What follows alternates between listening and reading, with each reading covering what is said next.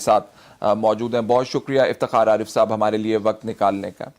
افتخار صاحب، جو میں نے ابھی بات کی، موضوع بات ہے کہ آج ہم آزادی کا جشن منا رہے ہیں، تو ہمیں معلوم ہے کہ یہ ہم کیوں منا رہے ہیں اور اس کی اہمیت آپ کے نزدیک کیا ہے؟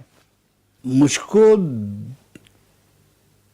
یہ کہنے میں قطعی باک نہیں ہے کہ ہمارے لوگوں کو، اور خاص طور پر جو آزادی کے بعد نوجوان اور بچے پیدا ہوئے ہیں، انہیں اس کا صحیح احساس نہیں ہے.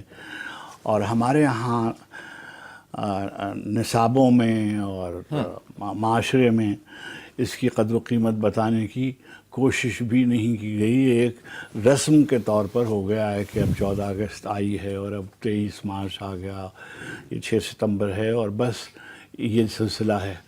آپ نے اپنے تعارف میں ذکر کیا. اب میں تو ذاتی طور پر اپنے تجربے کے حوالے سے ایک آدھ بات کہنا چاہوں گا. میں پاکستان بننے سے پیشتر پیدا ہوا تھا اور میں لکھنؤ میں رہتا تھا. وہاں میرے والدین رہتے تھے، اور جب میں بڑا ہو رہا تھا تو میں نے یہ دیکھا کہ لکھنؤ بحیثیت ایک مسلم تہذیبی شناخت کے شہر کے طور پر پوری دنیا میں مشہور تھا.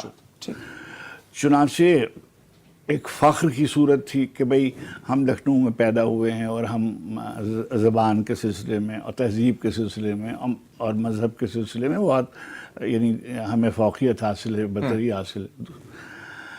مگر میں نے یہ دیکھا کہ جیسے ہی میں نے ہوش سنبھالا اور میں اسکول اور کالج جانے لگا تو میں نے یہ دیکھا کہ مسلم شناخت کے جتنے حوالے ہیں وہ جبری طور پر ختم کیے جا رہے ہیں. مثلاً محلوں کے نام تبدیل کیے جا رہے ہیں،